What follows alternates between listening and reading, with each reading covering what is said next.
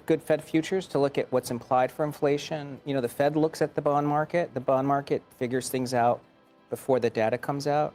I do think the inflation is probably falling a lot faster than everyone expects. I mean, you can look at trueflation, and we're down to sub 2% inflation, excluding housing. Shelter, yeah.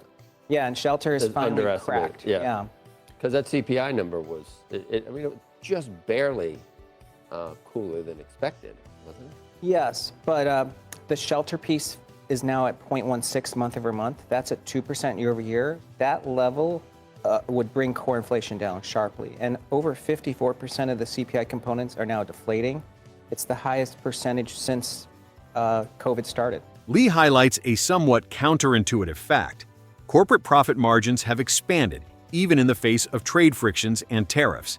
How can margins widen while tariffs bite? The answer Tom offers is productivity. And AI sits at the center of that narrative. AI is automating tasks, extracting efficiencies, and turning job displacement into line-item profit for companies. The upshot: profits can rise even if employment dynamics are complex. For investors that flow into earnings-driven markets, that combination, slowing inflation plus expanding margins, is a powerful tailwind. Please take a little time to like this video, subscribe to the channel, and turn on post notifications for more videos like this. You can also check out our other videos on cryptocurrencies and the overall digital asset space, and drop your comments and observations in the comment section below. Everything you do helps with the YouTube algorithm and immensely contributes to the channel's growth. Thanks, and enjoy the video. Yeah, that's right. I think the market has a lot of walls of worry because we've got the shutdown, we've got China, we've got the Fed speak, but the market's been up 6 months in a row now. Only 6 times since 1928 that's happened.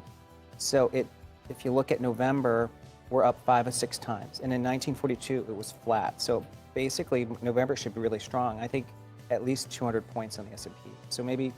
For November? Yeah, maybe even 250. So maybe we get to 71. See, that's a call that I just wish you wouldn't make a call like that, right? Well, you could 250 to 3% if that makes you feel better. It does make me feel a little bit better, because 250 points to say in November, 250 points. You're giving a time and a size. But maybe we wobble the first couple weeks just to digest all the gains. Yeah, that's what I saw in your notes. So initially there could be some choppy trading at this point. What's driving everything? There's still, I guess, sentiment is not positive, is it? You mentioned the wall of worry.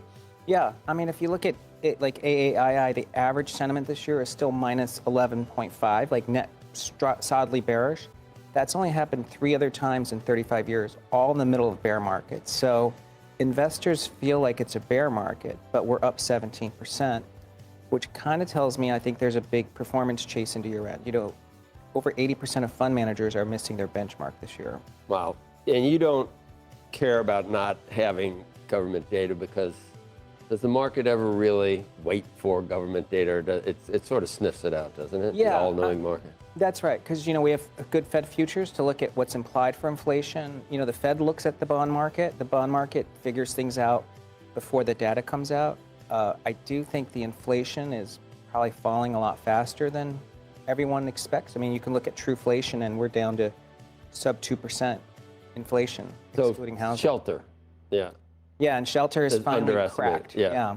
Because that CPI number was, it was just barely cooler than expected, wasn't it? Yes, but the shelter piece is now at 0.16 month over month. That's at 2% year over year. That level would bring core inflation down sharply. And over 54% of the CPI components are now deflating.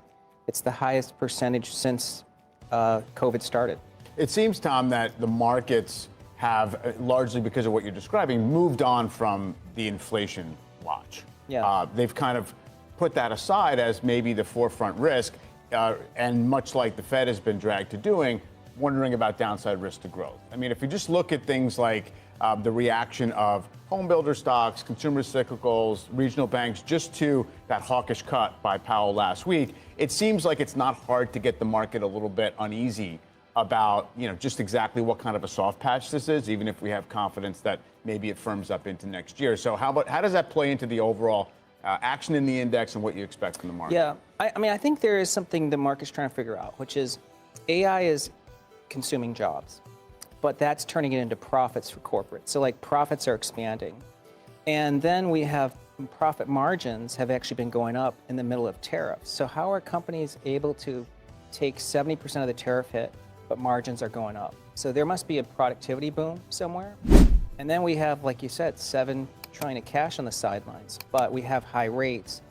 And so the Fed, I kind of think, is trying to not overheat the economy, but we know that you just point out, like, housing's in big trouble. So I would say it makes sense if inflation's in a good place and jobs aren't really strengthening for cuts to happen, and that would be really dovish. So I think that sort of comes together before the end of the year.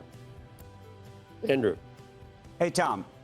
Have you been reading all these stories that just been out, recently here about how the Fed is doing all of this sort of repo activity, like a lot of repo activity, and I just wonder what that really means for both the markets and maybe even for crypto. This is a ton of money. I mean, it looks like something like $30 billion just to ease liquidity concerns. This is, past couple of days kind of thing. It is pretty typical into month end, right? That's what we are seeing. And I think that some of these numbers are also being distorted because of the government shutdown. So we know that the Treasury reserves are building because there aren't any payments being made. So it is something we're watching. But if I was to say that there's signs of bank stress, I'd also be looking for high yield spreads to be widening. And those are actually staying pretty calm. So you figure no problem with 7,000 by the end of the year, more likely something even above that in your view? Like what, like 7,300? Yeah, I mean, maybe 7,300, 7,500. 7,500. Yeah, so we still, in December, we would build on those November gains. See, Santoli's like, no way. No, I don't say no way. I'm open-minded to how far bull markets can go, right? Strong years end strong. We all know about that. The one piece of it I think it's worth kind of struggling with a little bit, though, Tom, is you can look at the AAI surveys, kind of what people are saying, and then you see, equity exposures in, Bank of America private client accounts are basically at their highs, right? So people have kind of, in aggregate, been riding this to some degree. And then you see a lot of what we've talked about in the last several months of, this kind of upwelling of speculative action in non-profitable tech stocks, low-quality equities leading. That's not the Mag 7. That's like a lot of other marginal stuff. So how do you jibe that with that sense that people are still skeptical? Yeah, I mean, one, we know there must be skepticism because if people were bullish, the institutional fund managers should have better performance. But as you know, this is one of the worst years for fund managers in almost 30 years.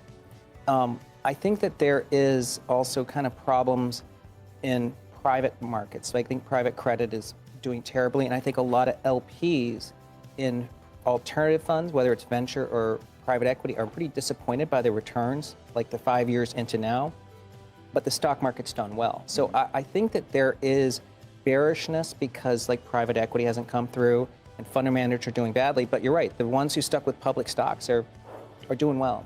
I want you to quit while you're ahead, but I have to ask you about Bitcoin. I mean, you want to go out on a limb there too? Because it looks weak again today, 107. Go below 100 or no? Well, Bitcoin, I mean, if I look at everything since October 10th, because that was the biggest liquidation in the history of crypto, like bigger than FTX. Like a margin call almost. Yeah, it was like almost a miniature rupture, like a tsunami. We're only a couple weeks from that, so I think the market is consolidating. But if I look at fundamentals, like Ethereum, stablecoin volumes have been exploding, application revenues at all-time highs. So right now, fundamentals are leading price in crypto. So I think eventually we consolidate and then we rally into year end. To where, 150? Yeah, I think we can still get to 150, 200 for Bitcoin, and then something like 7,000 for Ethereum. Lee is not asking investors to ignore risks. He's mapping probabilities, not certainties. He acknowledges potential near-term wobble, digestion in the first weeks of November, choppy trading as the market reconciles lingering macro and political risks. But he puts a measurable tilt on the bullish side: slowing inflation, margin expansion, calm credit spreads, and persistent performance chasing. Those elements together, in his view, justify a materially higher path for equities into year-end. Please take a little time to like this video, subscribe to the channel, and turn on post notifications for more videos like this.